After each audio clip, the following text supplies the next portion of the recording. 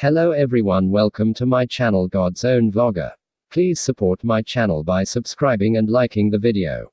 Today we are going to talk about Honda Activa 6G. The Activa 6G is powered by a 109.51cc engine which now features fuel injection engine and has been reworked for lower tailpipe emissions. Essentially, the scooter now makes 7.8 PS in total, that's 0.3 PS less than the BS4 model at 500 revolutions per minute higher. While there's no mention of its torque output, it's likely to remain unchanged at 9 Nm.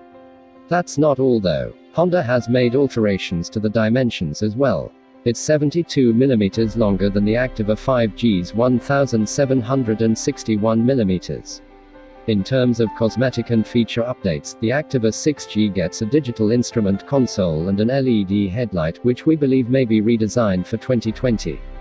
That's all there is to know about the Activa 6G as of now. Honda will launch the scooter on January 15, 2020.